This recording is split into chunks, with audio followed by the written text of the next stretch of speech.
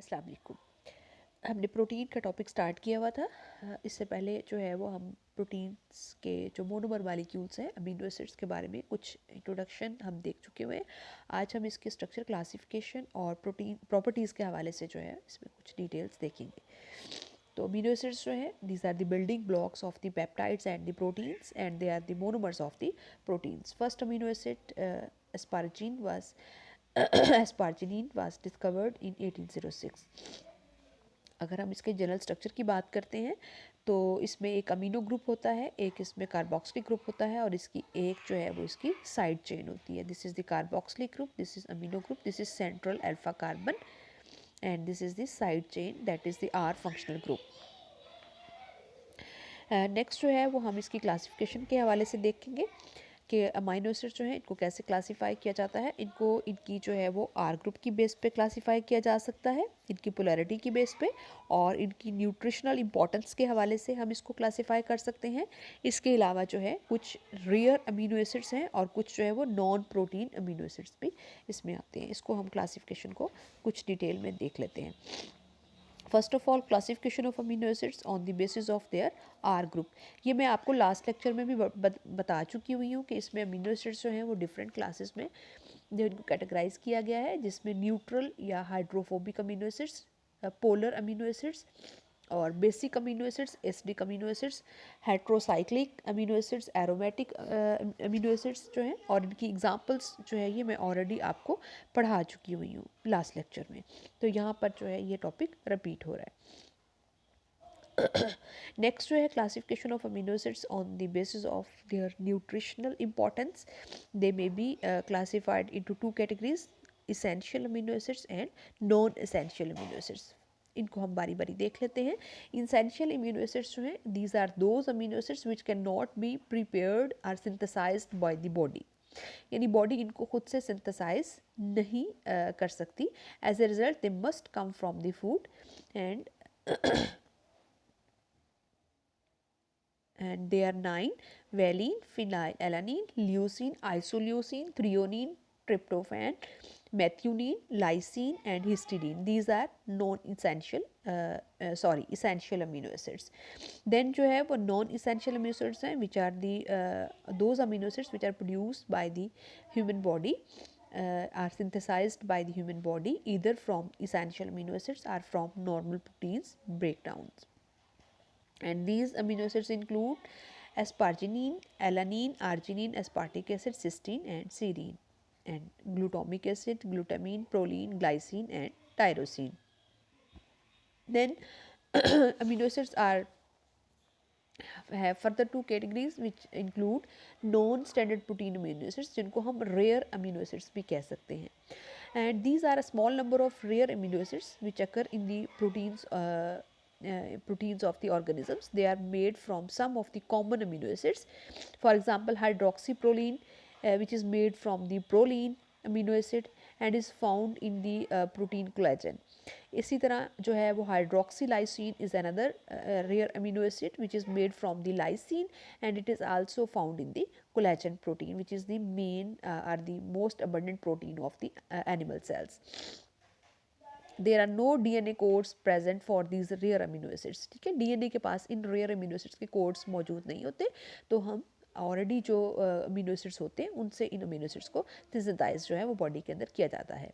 And they are made from their parent amino acids after they have been incorporated into a protein. यानी जो इसका parent amino acid होता है उससे ये डिराइव हो जाते हैं, यानी इनके ओरिजिनल जो है वो इनके कोड्स जो हैं वो या कोडान जो हैं वो इनके मौजूद नहीं होते.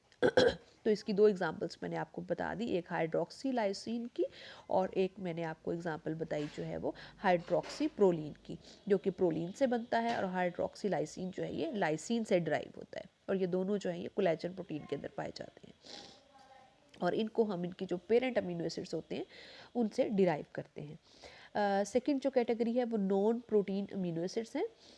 Over 150 such amino acids are known to occur either free or in a combined form in the cells, but never in proteins. ठीक है, ये प्रोटीन्स के अंदर नहीं होते, लेकिन वैसे ये अमीनो एसिड्स जो है फ्री फॉर्म में या कंबाइंड फॉर्म में सेल के अंदर मौजूद होते हैं. और इसकी जो एग्जांपल्स जो हैं वो L ornithine, L citrulline, creatinine and gamma amino butyric acid, जिसको हम गाबा भी बोलते हैं, gamma amino butyric acid, that is a inhibitory neurotransmitter which is present in the brain. L-ornithine and L-citrulline occur in the free state in the animal tissues and are metabolic intermediates in the urea cycle. तो ये दोनों जो हैं ये non protein amino acids हैं जो कि किसी भी प्रोटीन्स की फॉर्मेशन में इन्वॉल्व नहीं होते, लेकिन ये फ्री फॉर्म में या कंबाइंड फॉर्म में सेल के अंदर मौजूद होते हैं। एक एग्जांपल मैंने आपको गाबा की बताई है, that is a inhibitory neurotransmitter and is important in the brain and the nervous system.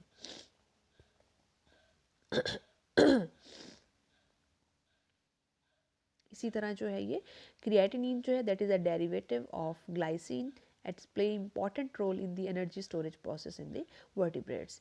गाबा के बारे में, गामा अमाइनो ब्यूटारिक एसिड के बारे में मैंने आपको बताया, that is found in the free form in the brain and is inhibitory neurotransmitter and unique to the nervous system. Then properties हैं अमाइनो एसिड्स की। तो अमाइनो एसिड की जो प्रॉपर्टीज़ हैं वो तीन तरह की हो सकती हैं, फिज़िकल, केमिकल और बायोलॉजिकल प्रॉपर्टीज़। तो पहले हम इनको फिज़िकल प्रॉपर्टीज़ को देख लेते हैं। फिज़िकल प्रॉपर्टीज़ में उसी तरह आप जो है वो किसी भी चीज़ का कलर, टेस्ट, मोस्टली जो अमीनो एसिड्स हैं ये कलरलेस होते हैं और टेस्टलेस होते हैं एंड होमोजीनस और क्रिस्टलाइन होते हैं। टेस्टलेस की एग्जांपल टायरोसिन है, स्वीट की एग्जांपल ग्लाइसिन है और एलानिन है, बिटर की एग्जांपल जो है वो आर्जिनिन है। शेप और साइज़ में भी ये वेरी करते हैं। अमीनो एसिड्स जो हैं ये मे बी दो शेप्स में होते हैं, ग्लोबुलर फॉर्म में भी हो सकते हैं और फिब्रिलर फॉर्म में भी हो सकते हैं, फाइब्रस की फॉर्म में या फाइबर्स की फॉर्म में भी हो सकते हैं। तो ग्लोबुलर जो होते हैं ये मोस्टली सफेरिकल इन शेप होते हैं और अगर पीली plants in the leaf cells, for example pepsin है। फिर इसी तरह ये फिब्रिलर फॉर्म में भी हो सकते हैं, फाइबर्स की फॉर्म में भी हो सकते हैं। These are thread like structure, they have thread-like structures and mostly found in the animal muscles, for examples fibrinogen and myosin proteins. they vary in size। यहाँ पर दो आपको प्रोटीन्स का जो है वो साइज़ बताया गया है, हीमोग्लोबिन और कोलेजन प्रोटीन्स का। फिर मॉलिक्यूलर वेट जो है वो भी इनका वेरी करता है। इसमें एग्जांपल्स में आपको एल्ब्यूमिन प्रोटीन और फिब्रिनोजिन प्रोटीन्स का मॉलिक्यूलर वेट आपको दिया गया है। फिर जो है एम्फोटेरिक जो है नेचर, अमीनो एसिड्स जो हैं ये एम्फोटेरिक नेचर के होते हैं। मोस्टली जो न्यूट्रल अमीनो एसिड्स होते हैं जिसमें एसिड और बेसिक पार्ट दोनों होते हैं, इनको हम एम्फोटेरिक कहते हैं। ठीक है, तो ऐसे अमीनो एसिड्स जो हैं जिनके पास एसिडिक पार्ट भी होता है, बेसिक पार्ट भी होता है। मैंने आपको लास्ट लेक्चर में बताया था कि अमाइनो ग्रुप जो होता है अमाइनो एसिड का, दैट हैव बेसिक प्रॉपर्टीज़, और जो कार्बोक्सिलिक ग्रुप होता है दैट हैज़ एसिडिक प्रॉपर्टीज़। तो ऐसे जो न्यूट्रल अमीनो एसिड्स होते हैं जिनके पास एक अमाइनो और एक कार्बोक्सिलिक ग्रुप होता है, तो ये न्यूट्रल अमीनो एसिड्स जो होते हैं ये मोस्टली जो है वो एम्फोटेरिक नेचर के होते हैं और ये ज़्विटराइन की फॉर्म में मौजूद होते हैं। और इन्हीं अमीनो एसिड्स जो हैं इनके अंदर जो एक बड़ी इंपॉर्टेंट केमिकल प्रॉपर्टी जो है वो आइसोइलेक्ट्रिक पॉइंट है, that is the pH value at which number of cations and number of anions they are equal and net electric charge of the amino acid is 0. This is called as isoelectric point। ये pH होती है वो इसकी is the pH at which a particular molecule, यहाँ पर हम amino acid की बात करते हैं, carries no net electric charge and is electrically neutral in the statistical means. The standard nomenclature to represent the isoelectric point is PHI, although PI या isoelectric point is also commonly called। हम बात कर रहे थे amphoteric nature की और ज़्विटराइन की। इसको जो है वो हम फर्दर नेक्स्ट लेक्चर में देखेंगे ज़्विटराइन को भी।